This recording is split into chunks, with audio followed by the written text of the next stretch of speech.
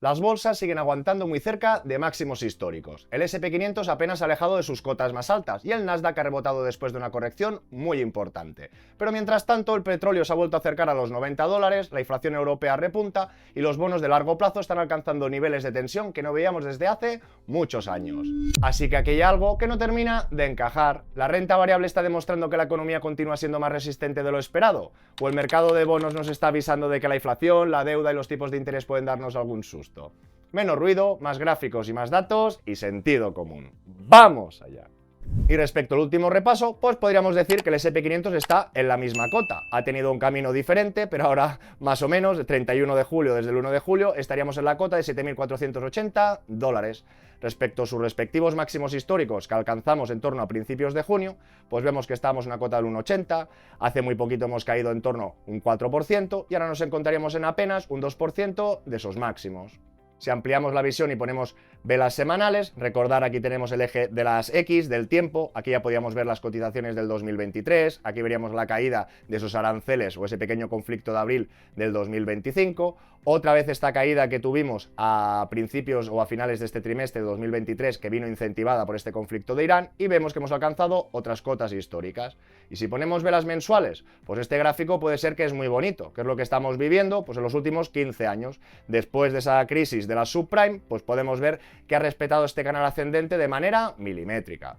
Y adicionalmente, pues aquí tenemos una pequeña estadística de los diferentes cambios de demócratas, republicanos o esas elecciones de presidentes de Estados Unidos, que normalmente vimos que después de estas elecciones, normalmente el mercado, este SP500, subía. Y este año no fue ninguna excepción, también subió. Y de momento vemos que todavía parece que le queda fuelle. Y nadie debería olvidar las fases del mercado, que es ese rango o esa acumulación, esa expansión, ese auge y luego esa crisis.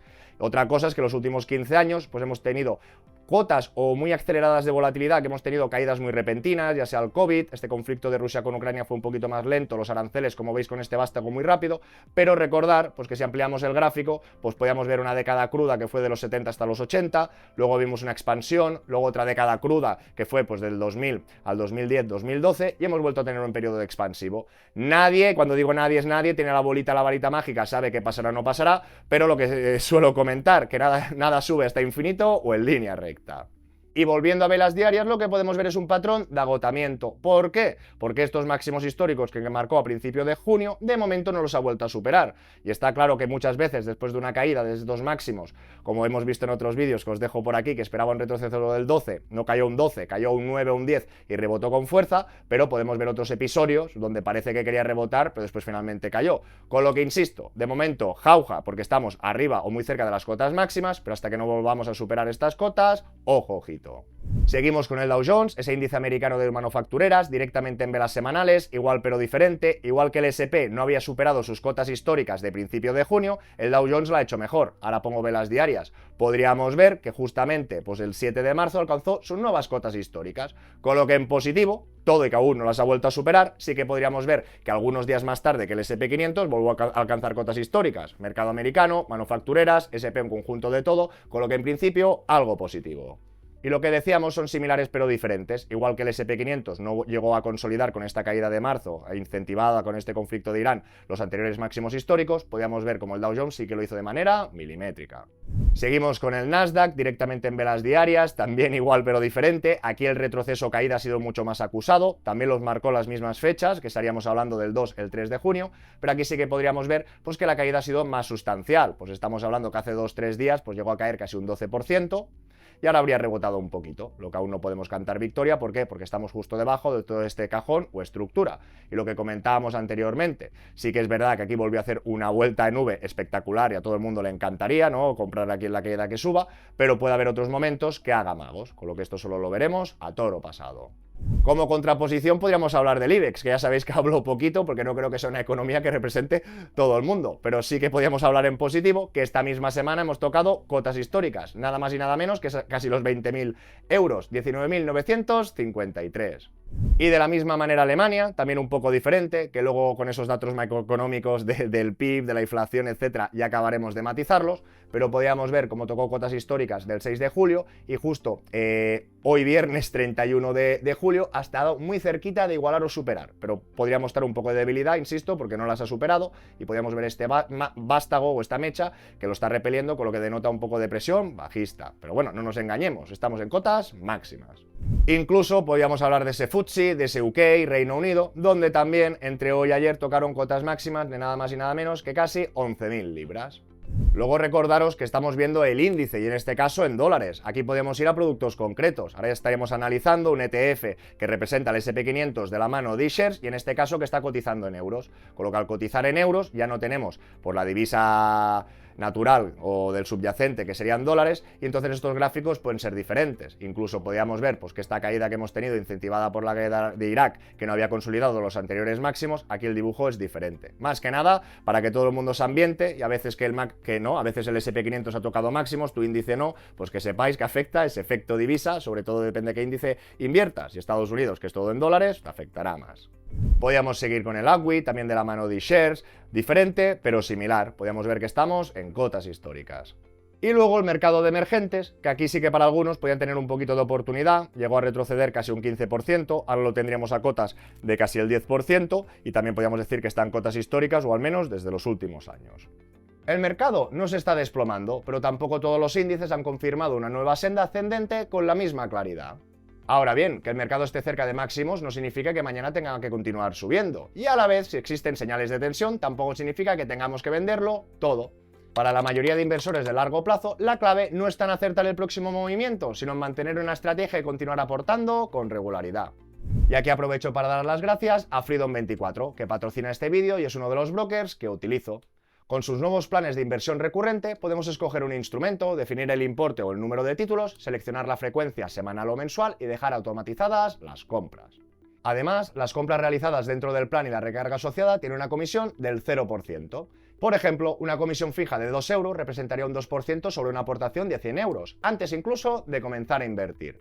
Por lo tanto, además de ayudarnos a mantener la constancia, estos planes nos permiten evitar ese peaje de entrada con cada aportación periódica. Y para encontrar el instrumento que queremos incorporar al plan, desde el apartado "¿Qué comprar?", podemos comparar diferentes alternativas. Publican reseñas y ideas de inversión cada semana, así como una selección de bonos, acciones y ETFs. Recordaros que Freedom24 mantiene activa su promoción de bienvenida, con la que podéis conseguir hasta 20 acciones de regalo valoradas de 3 hasta 800 dólares cada una. Solo por abrir cuenta y hacer una primera recarga desde 1000 euros podéis acceder a la promoción. Os dejo todos los detalles y el enlace en la descripción del vídeo. Y seguimos con el elemento que vuelve a amenazar el escenario de tranquilidad, el petróleo. No estamos nuevamente en los máximos del conflicto, pero tampoco hemos regresado al escenario de tranquilidad del 1 de julio. Es decir, todo este conflicto empezó la última semana de febrero, que podemos ver como de en torno a una cota de 72 dólares el barril subió nada más y nada menos que en torno a los 120, que esto era una subida del 65%, podemos ver cómo volvió a caer a testear la misma zona. Esto sería más bien un patrón técnico, es decir, desde respecto a esos máximos cayó nada más y nada menos que un 40%, pero podríamos volver a ver que no ha subido un 65%, pero ha alcanzado cotas del 40 y pico y ahora estaríamos un 30% con otra vez esta incertidumbre, porque ahora lo arreglan, ahora no, y esto es una cosa que ya no depende de nosotros. Podríamos seguir como el oro, que en este sentido tampoco ha habido muchos cambios desde la cotización del 1 de julio. Podríamos ver que está cotizando en torno a los 4.000 dólares la onza. Aquí podríamos ver respecto a su cota máxima, pues que hemos llegado a retroceder casi un 30%. A la vez recordar que el oro en su gran mayoría cotiza en dólares. Por ejemplo, si vemos un producto que está cotizando en euros, la cotización podría ser diferente. Ya os dejo otro vídeo por aquí de la operativa que he empezado a iniciar para invertir en el oro, que considero que es un activo cíclico y que tendría que repetir más o menos los patrones. Podríamos ver el euro dólar, es decir, desde la última sesión, como está en el numerador el euro, podríamos decir que se ha apreciado, que esto ha ido en contra de nuestra inversión si invertíamos en el SP500, pero a grosso modo, pues podríamos ver que más o menos desde principio de año, pues sí que realmente se ha depreciado, con todas nuestras inversiones en dólares se habrían favorecido. Y despedimos estas commodities con Bitcoin, que podríamos ver que de momento no ha levantado cabeza, es lo que le toca en este ciclo. Podríamos ver que de su cotización máxima de 126.000 dólares, pues hemos alcanzado unas cotas mínimas de casi un menos 55, actualmente estaríamos en un menos 50. Y ampliando un poco la visión, disculpar que esté tan guarro, normalmente a finales del tercer año es cuando tocaba las cotas mínimas. Es decir, a finales del segundo año máximo, aquí las mínimas, de que estaríamos hablando del ciclo número 2. En el ciclo número 3 lo repitió, al menos de momento, máximos en el 2, mínimos en el 3. En este ciclo 4, máximos muy cerquita, que ya se anticiparon a noviembre-octubre, y los mínimos coincide bastante bien con ese final de año. Y aquí tendríamos otra vez, más o menos, ya veremos si se repite o no, que un poquito antes de alcanzar pues este fin de año, aquí ya habíamos anticipado octubre, cotas máximas, y aquí veremos una vez más si cuando estemos cerquita de este fin de año toca las cotas mínimas, que en este sentido sí que se puede hacer alguna aportación, sí que con un 50% de precios muy suculento, sí que si sale disparado todo el mundo tendría que haber invertido ahora, pero en este sentido, si repite esta periodicidad, pues lo esperaría un poquito más abajo, en torno a 52, 40 y pico mil. Vista la renta variable, sigamos con la renta fija, y para entender por qué los bonos siguen tan castigados, primero tenemos que ver qué está ocurriendo con ese crecimiento, inflación y los tipos. Y seguimos con la lectura calentita del PIB de Estados Unidos. La previsión era un 2,1, inferior a la previsión. Aquí podemos ver que es la primera lectura preliminar, nos faltará otra preliminar y la definitiva. Quiero deciros pues, que en el primer trimestre la intermedia fue 1,6, después cerró en un 2,1, y si miramos, por ejemplo, pues el año pasado, pues en este caso cerró con un crecimiento más holgado, empezó con el 3 y cerró el 3,8. Lo que sí que podíamos comprobar con el gráfico, que parece que está perdiendo un poquito de fuelle. Seguimos con el PIB, pero de la zona euro, igual pero diferente, previsión mucho más débil del 0,2 y superior a la previsión. Y mientras Estados Unidos está jugando a un 1,5, a un 2, o el año pasado veíamos un 3, pues en la eurozona jugamos a otros crecimientos. Podíamos ver esta lectura de un 0,4, pero incluso veníamos de una negativa de menos 0,2. Tampoco es que sea ni muy negativa ni muy ancha, pero vemos que falta o que estamos débiles. Y más vale una imagen que 1000 palabras. Estados Unidos, más o menos con los cierres del 25-24, aportó un poquito más de 27 millones. China, pues en este sentido, un poquito más de la mitad que Estados Unidos. La zona euro, más o menos en la mitad. Y podríamos ver que Alemania estaría aportando una tercera parte. Con lo que, ¿qué está haciendo Alemania? Pues efectivamente, también parece que juega al pito pito. Previsión de un 0,1, un poquito superior a la previsión. Y aquí veríamos a Alemania, pues que estaría jugando otro partido, con unos números mucho más débiles. Seguimos con el IPC, en este caso positivo, porque ha sido inferior a la previsión aunque salga en rojo. Podíamos ver cómo efectivamente este crecimiento o el incremento del precio del petróleo les afectó negativamente. Podíamos ver cómo esta lectura se ha beneficiado de la caída que tenía el petróleo, pero como pasa igual que en análisis técnico, análisis fundamental, son indicadores atrasados, con lo que puede ser que si vuelva a subir el Brent, pues la lectura del próximo mes empeore. Europa directamente con el gráfico, podíamos ver que igual que la previsión, no estamos tan mal porque no hemos superado el 3%, pero sí que vemos cierto incremento. Y ahora sí, señoras y señores, ese famoso dato de desempleo de Estados Unidos, que el mercado lo está esperando poniéndole unas velitas, saldrá la semana que viene o de aquí unos días, el 7 de agosto, y podríamos ver en positivo que la peor lectura fue del cierre de diciembre con 4,6, no se ha vuelto a repetir y en todo caso parece que está reduciéndose. Ligado con esa lectura que se cierra de aquí unos días, podríamos ver con estas lecturas intermedias, que serían estas peticiones de subsidio, que podríamos ver que esta última lectura ha sido un poquito mejor a la previsión, es decir, no ha habido tantas altas, y podríamos ver en todo caso que también este gráfico no está creciendo, sino que estaría cayendo. Pero una de cal y una de arena. Igual que Estados Unidos marcó ese pico en diciembre del 2025, podríamos ver como Alemania, en todo caso, todo el rato se está incrementando este desempleo. Hace unos meses, a 30 de abril, marcó un 6,4 y lo acabaría de repetir. Y podemos seguir con las últimas decisiones de tipos, que igual que la penúltima de Europa sí que subió 25 puntos básicos, en esta última reunión no han movido ficha. Y lo mismo de Estados Unidos, que esta semana, y mira que tenían ganas de bajarlos, pero han estado quietecitos. Y que quizá lo más inquietante es que 3 votos era a favor de volverlos a subir. La bolsa parece que está confiando en los beneficios empresariales. Los bonos están exigiendo una compensación mayor por la inflación, la deuda y la incertidumbre a largo plazo. Con lo que, señoras y señores, si vemos los bonos de Alemania a 10 años, es para estirarnos los pelos. ¿Por qué? Porque podríamos acumular la máxima incertidumbre de los últimos años. Igual que llevamos peleándonos los últimos meses, ¿no? Que no superamos los fantasmas de finales del 2023. Pues efectivamente, sí que en ese repaso intermedio parece que las cotas máximas ya habían pasado, pero con este conflicto que se reactiva, que no se reactiva, las bolsas, insisto, que están a máximos, pero si no hay productividad, si el empleo se está resistiendo, si la inflación está volviendo a subir, con lo que hay que riesgo que vuelvan a subir los tipos de interés, aunque, insisto, afecten a muy corto plazo, esta incertidumbre, esta presión fiscal, estas deudas a largo, hacen que coticen en cotas máximas. Y Y en este caso, ni trampa ni cartón. Si miramos los de 30 años, aún sería peor o con estas cotas más alejadas. Y saltando a Estados Unidos, mientras siempre estaba bastante tranquilo o parece que llevaba un poquito mejor el timón o esa batuta, pues podemos ver que respecto pues esta última repaso del 1 de julio, también han alcanzado las cotas máximas de todo este 2026, están a punto de igualar las del 2025 y por suerte de momento, que no quiero hablar muy fuerte, pues un poquito lejos los fantasmas del 2023. Pero en cambio, si nos volvemos a la máxima temporalidad de 30 años con esa máxima incertidumbre, pues sí que veríamos que hemos superado esas cotas. Y si seguimos con los bonos a 4 años de España, que sería una inversión más o menos conservadora para cualquier inversor que tuviera un poco de planificación financiera, pues también me pone un poquito nervioso o me inquieta.